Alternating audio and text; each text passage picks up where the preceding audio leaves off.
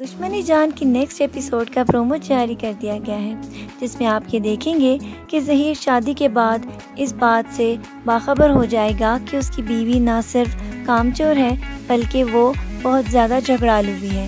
इसकी वजह से उनके घर पे लड़ाइयाँ शुरू हो जाएंगी। जबकि रुबाब के वालिद अब बहुत ज़्यादा परेशान हैं। उनकी समझ में नहीं आ रहा कि वो रुबाब की शादी के लिए क्या करें, क्योंकि ज़हीर के इस तरह चेहरा फेर जाने की वजह से उनकी ज़िंदगी में तूफ़ान आ गया है। हाकिम ने तो कोशिश की कि उनके हालात बेहतर कर सके, लेकिन रुबाब की परेशानी का अंदाज़ा वो नहीं कर सकता, क्योंकि वो तो पहले ही तैयार हो चुकी थी कि उसकी शादी होने वाली है।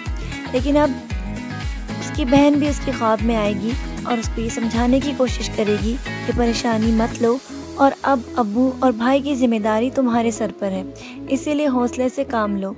इसीलिए रुबाब अब रमशा की बात अपने जहन में जहन नशीन कर लेगी और वो इस बात के ऊपर तैयार हो जाएगी कि अब से वो अपने अब्बू का और रमीज़ का ख्याल रखेगी। लेकिन हाकिम रमीज़ से मिलकर ये कह देगा कि अब वो उसका हमेशा ख्याल रखेगा और उसका बाकायदा इलाज होगा। इसीलिए वो रुबाब को हॉस्पिटल लेकर जाएगा और रमीज़ का प्रॉपर चेकअप करवाएगा। वो उनकी ज़िम्मेदारी आहिस्ता आहिस्ता उठाना शुरू कर देगा, जबकि ज़हीर के घर पे लड़ाइयाँ होती रहेंगी, क्योंकि अब उनकी बहू उनको अपने असली तेवर दिखा रही है। वो कोई भी घर का काम नहीं करती, जबकि रुबाब के जो भी मसाइल होंगे उनको हाकिम खुद करने की कोशिश करेगा।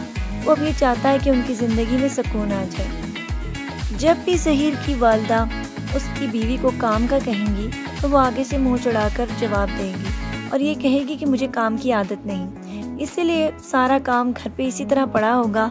और उसकी वालदा उसके अब्बू से कहेंगी कि मैं तो सिर्फ रुबाब से इसीलिए शादी चाहती थी कि वो घर आकर संभाल लेगी, लेकिन रमशा चूँकि जॉब करती थी इसीलिए मैं उसकी शादी के हक़ में नहीं थी। अब ये सारे काम मुझसे नहीं होंगे, इसीलिए आप समझाएं कि ज़हीर अपनी वालदा को सुख दे ना कि दुख। इसीलिए उसको कहें कि वो अपनी बीवी को समझाए, लेकिन वो कहेंगे कि भुगतो, अब ये सब कुछ तुम दोनों माँ बेटा ने किया है, मैं इस बात में नहीं बोलूँगा।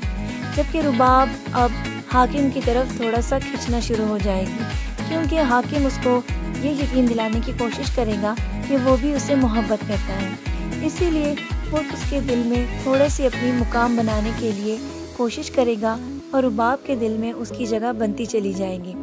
लेकिन जब वो उनके घर पर आएगा और सारा किस्सा बताएगा कि क्या हुआ था, रमशा को उसी ने गुस्से से गाड़ी से उतारा था, जिसकी वजह से ना सिर्फ उसकी इज्जत बल्कि उसकी जान भी गई।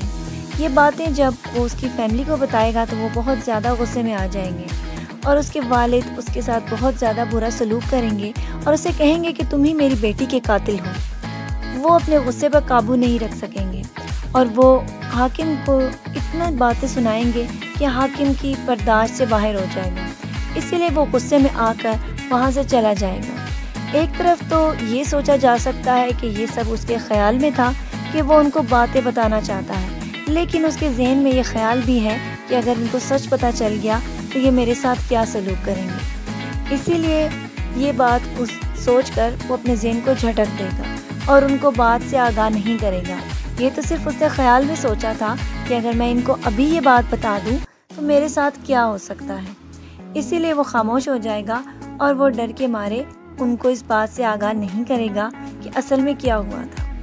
वो तो ये चाहता है कि वो तो बता सके कि उसकी बहन मुजरिम नहीं थी, ना ही उसका किसी लड़के के साथ चक्कर था। लेकिन दूसरी तरफ उसकी वालदा अब ये तय कर चुकी हैं कि वो रुबाब और हाकिम की शादी करवा देंगी। इसीलिए वो उसके घर पे जाएंगी और बात को क्लियर करने की कोशिश करेंगी। और जब वो रमशा की तारीफ़ें करेंगी तो उसकी बहन रुबाब पूछेगी कि आप ये बातें कैसे जानती हैं, तो वो उससे कहेंगी कि उसकी मेरे साथ बहुत अच्छी दोस्ती थी, इसीलिए मैं चाहती हूँ कि तुम्हारी शादी मेरे बेटे से हो जाए। व्यूअर्स, आपका क्या ख्याल है कि क्या रुबाब अपनी बहन के कातिल से शादी कर लेगी?